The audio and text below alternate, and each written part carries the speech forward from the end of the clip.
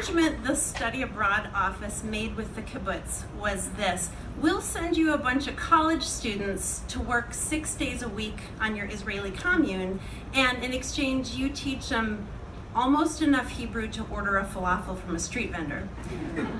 Most of the things we were assigned to do on the kibbutz were in the fields. We sorted lychees or we pruned banana trees, except for the day when our job was to vaccinate the chickens. We were vaccinating for breathing disease or breeding disease. I'm not exactly sure which it was.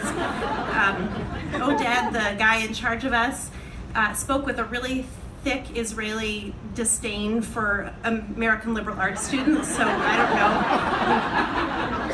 The obvious answer would have been pox, right? We were vaccinating for pox, but that wasn't, I know that wasn't it.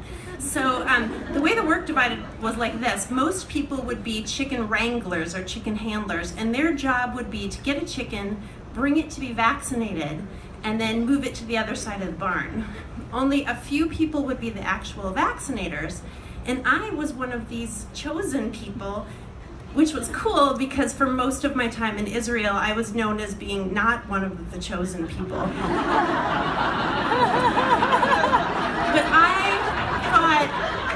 I thought I was up for the task because I had had some experience.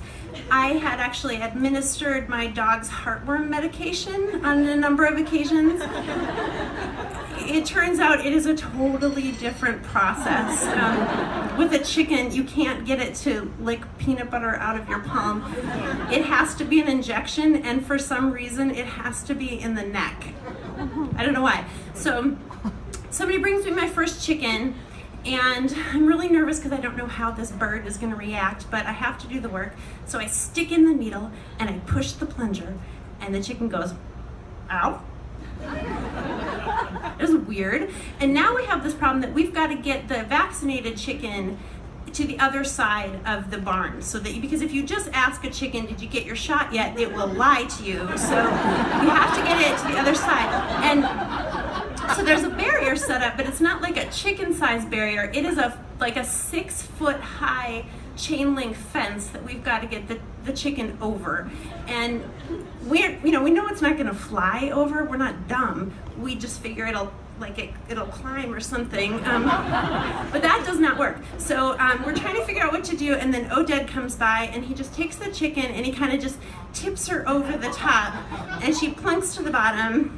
But good news, she drumsticks the landing. So I get another chicken, and I push in the needle, and I push the plunger, and the chicken goes, ow? What is happening here? They bring me another chicken. I push in the needle, and I push the plunger, but this time I hit bone, because chicken necks aren't that meaty. Yeah, even though my Uncle Virgil always wants you to save him the turkey neck at Thanksgiving, they're not that meaty. So I hit bone in the neck, and the vaccine splashes back out into my mouth. And I'm saying, I really should have found out what was in this stuff. And my friend says, did that chicken just say ow? Yes.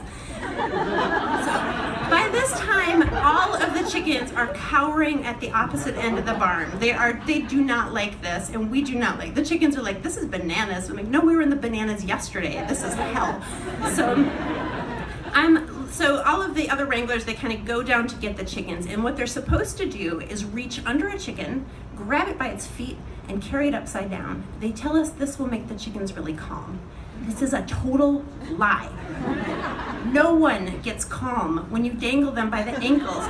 That is why the mob does it to people. Like, maybe a possum gets calm, maybe Tobey Maguire seemed calm in that scene in Spider-Man, but chickens do not get calm when you hold them upside down. In fact, they get pissed. So I'm standing on my end, and I see a chicken stampede start, and it's coming towards me. I also cannot fly or climb over a 6-foot-high chain link fence, so I am stuck there as a wave of angry birds comes crashing into me, and it's like standing in the ocean if the ocean was made of feathers and really sharp beaks and cruel, cruel chicken talons. And it's worse than you think, because when I heard we were going to an animal barn, I thought, I don't want to wreck any of my good shoes, so I'm wearing flip-flops at this point. Got no protection. I'm standing in so many chickens, I can't even see my feet. And if I move at all, I will step on someone, which I don't want to do because I'm there to save their little lives. So I'm standing there and I can feel the scratching and the pecking, and it really hurts. And then I feel blood on both sides of my feet start to run down between my toes and pool up in my flip-flops. And then I think, that is not blood. That is not blood. Shit gets real. So I have kind of an epiphany, which is this. Chickens are assholes. I mean, if you went to get a flu shot and then you and everybody else in the waiting room just decided to like bum rush the doctor and shit all over her feet, that makes you an asshole. And this realization moves through the barn, and we lose any remaining kind of tenderness or humanity we might have had. And somebody's like, let's vaccinate these cluckers, and I'm shooting things up, and they're kind of going, arr, arr, oh, and people are lobbing them over the other side of the fence until all the chickens are on one side, the humans are on the other, the job is done, and they never send us to work with live animals again.